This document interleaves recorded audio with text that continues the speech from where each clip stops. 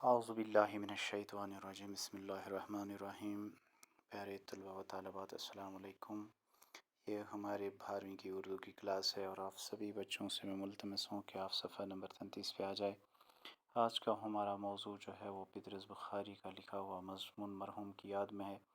پطرس بخاری کے ان کی زندگی کے حوالے سے تھوڑی سی گفتگو ہوئی تھی پچھلے ویڈیو میں، اور آج ہم ان کا لکھا ہوا مضمون جو ہے اس کے بارے میں تھوڑا سا بتا دیں گے۔ مرحوم کی یاد میں اصل میں کیا ہوتا ہے؟ مرحوم کی یاد میں یہ دراصل یہ کتاب کا یہ اس مضمون کا مصنف پطرس بخاری جو ہے یہ فرضی کردار کے طور پر ایک بات کا انکشاف کرتے ہیں، کہتے ہیں کہ یہاں دنیا میں جو یہ امیری اور غریبی ہے کہ اس سے دنیا کا نظام بگڑ چکا ہے۔ میں اس سے تنگ آ چکا ہوں کہ لوگوں کے پاس گاڑیاں ہیں، موٹر سائیکل، باقی چیزیں، اور میرے پاس کچھ بھی نہیں ہے۔ کہتے ہیں کہ میں چاہتا ہوں کہ میں نے بی اے فرسٹ ایئر میں کتاب پڑھی تھی علمی کیمیا کی، یعنی کیمسٹری کی۔ میں چاہتا ہوں اس کتاب کو میں پڑھوں، پھر کوئی نسخہ مجھے بم بنانے کا ہاتھ آ جائے، میں ایک بم بناؤں، پھر اس پوری دنیا کو اڑا دوں گا، اور پھر اس سے کیا ہوگا کہ سبھی لوگ برابر ہو جائیں گے۔ لیکن ایسا نہیں ہوتا ہے، کیونکہ اللہ تعالیٰ نے رکھا ہے نظام ہی ایسا رکھا ہے، کسی کو امیر رکھا، کسی کو غریب رکھا، کسی کو کم دیا، کسی کو زیادہ دیا ہے۔ خیر اسی سے جس کے پاس پیسہ ہے اس کو کام کی ضرورت پڑتی ہے، وہ لیبر کو ڈھونڈتا ہے، اور لیبر کو پیسے کی ضرورت پڑتی ہے، وہ پیسے والے سے لیتا ہے۔ سماج ایسے ہی چلتا ہے۔ تو مرحوم کی یاد میں ہم شروع کریں گے۔ ایک دن مرزا صاحب اور میں برآمدے میں ساتھ ساتھ کرسیاں ڈالے چپ چاپ بیٹھے تھے۔ کہتے ہیں ایک دن کا ذکر ہے، میں یعنی پطرس بخاری خود کہہ رہے ہیں، میں اور مرزا صاحب ان کا دوست ہے۔ برآمدہ مکان کے اس حصے کو کہتے ہیں جو مکان سے باہر بنا ہوا ہوتا ہے، جہاں آپ کے مکان کا مین دروازہ ہوتا ہے۔ مین دروازے کے باہر ایک چوکھٹ سی بنی ہوئی ہوتی ہے، وہاں سیڑھی لگی ہوئی ہے جو انٹری پوائنٹ ہوتا ہے آپ کے گھر کا۔ تو کہتے ہیں کہ وہاں اس برآمدے میں ہم کرسیاں ڈالے ہوئے بیٹھے تھے دونوں، لیکن چپ چاپ تھے۔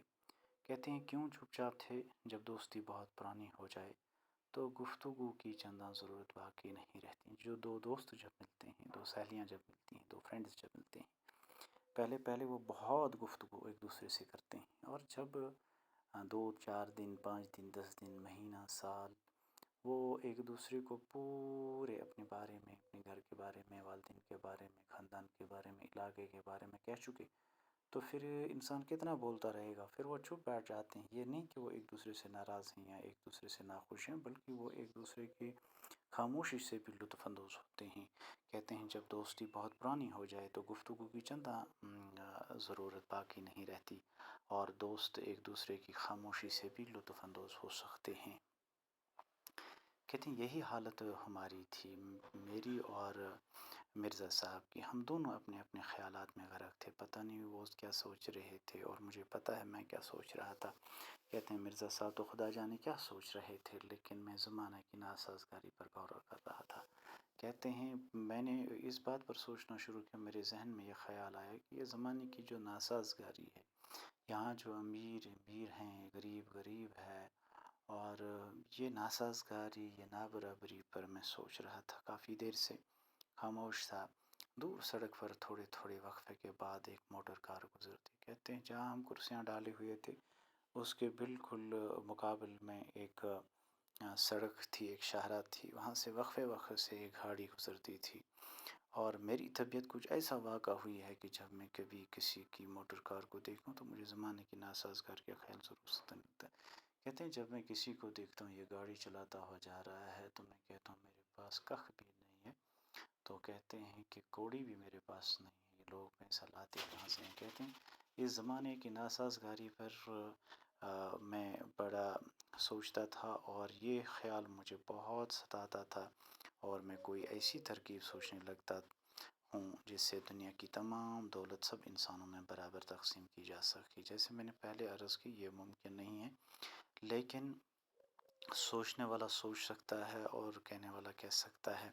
اگر میں سڑک پر پیدل جا رہا ہوں اور کوئی موٹر اس ادا سے گزر جائے کہ گرد و غبار میرے پھیپھڑوں، میرے دماغ، میرے معدے اور میرے تلے تک پہنچ جائے، تو اس دن میں گھر میں آ کر علم کیمیا کی وہ کتاب نکال لیتا ہوں جو میں نے ایف اے میں پڑھی تھی، اور اس غرض سے اس کا مطالعہ کرنے لگا شاید بم بنانے کا کوئی نسخہ۔ کہتے ہیں جب میں کبھی شاہراہ سے گزرتا ہوں تو وہاں پہ گاڑیوں کا تانتا رہتا ہے، یا وقفے سے ہی کیوں نہ صحیح کوئی گاڑی گزری، جب وہ گرد و غبار اڑاتے ہیں، اس گرد و غبار کی وجہ سے مجھے جو تکلیف ہوتی ہے، مجھے جو دکھ ہوتا ہے، یعنی وہ گرد و غبار میرے پھیپھڑوں تک پہنچتا تھا، میرے جسم کو نقصان پہنچاتا تھا، تو مجھے بڑا غصہ آتا تھا۔ میں گھر میں آ کر ایف اے کی وہ کتاب کھولتا تو جس میں بم بنانے کا نسخہ لکھا ہوا تھا، میں چاہتا تھا کہیں وہ مجھے ہاتھ آ جائے تاکہ میں بم بناؤں اور پھر اس دنیا کو یہ اڑاؤں، تاکہ دنیا کی پوری دولت جو ہے وہ یکساں طور پر تمام لوگوں میں تقسیم کی جائے، پھر کوئی اپنی امبیرانہ ٹھاٹھ نہ دکھائے۔